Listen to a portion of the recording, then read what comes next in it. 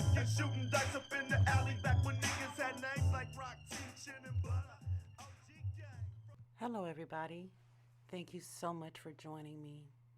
Today, I want to talk to you about Lathan Williams. This is a story that kind of hits close to home because I know the person involved. This was me back then. In 1995, Lathan Williams was 20 years old, and he was an up-and-coming rapper from the Bay Area. One of his hit singles was called All About My Fetty. He had worked with artists such as Mac Dre, Mac Mall, and Tupac Shakur. Lathan was dating a beautiful young lady by the name of Daphne Boyden. She was a senior in high school and lived in Vallejo with her grandmother, Rivalee Boyden. In that same year, Lathan was shot in the head while sitting at a Vallejo traffic light.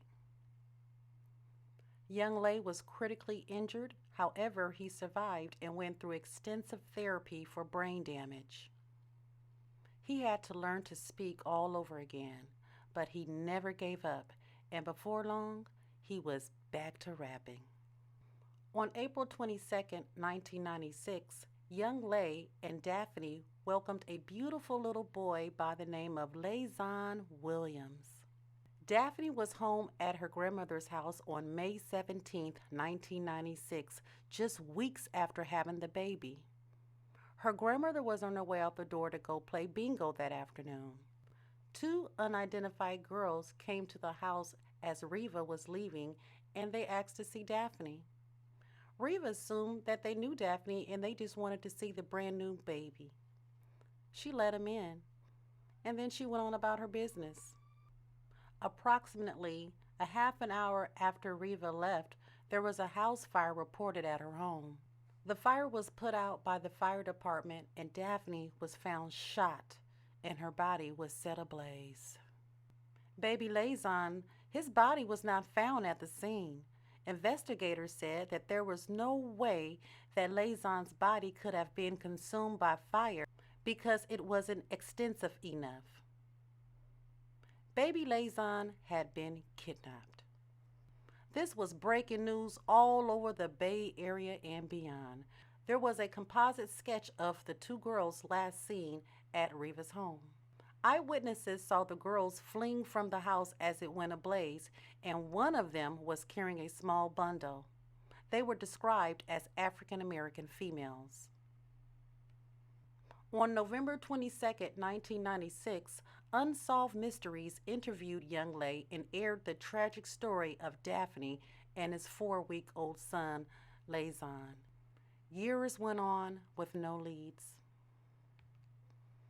In 2002, 6 years after Daphne's murder, Lathan was found. He was found in a home just 2 miles away from the crime scene. The girls who took him were named 22-year-old Latasha Brown and Oceanetta Williams. No relation to Lathan, just happened to have the same last name. Now, Latasha's mother, she was involved in this mess. Her name is Dolores. She was only sentenced for 1 year for concealment of the baby. Oceanetta was handed down a 13-year sentence for her part in the murder and the abduction of Lathan Williams. In 2004, Latasha was found guilty of murder and was sentenced to 37 years to life in prison. At the age of 6 years old, baby Lathan was reunited with his family weeks after he was discovered. Unfortunately, Lathan was serving a 12-year sentence at the time for an unrelated armed robbery charge. He was released in 2010. I'm so glad this baby made it home. R.I.P. to the beautiful Daphne Boyden, and your baby boy made it home. Thank you for joining me, and I'll see you on my next story. I will be dropping the link to Young Lay's music in my description. Thanks for joining me.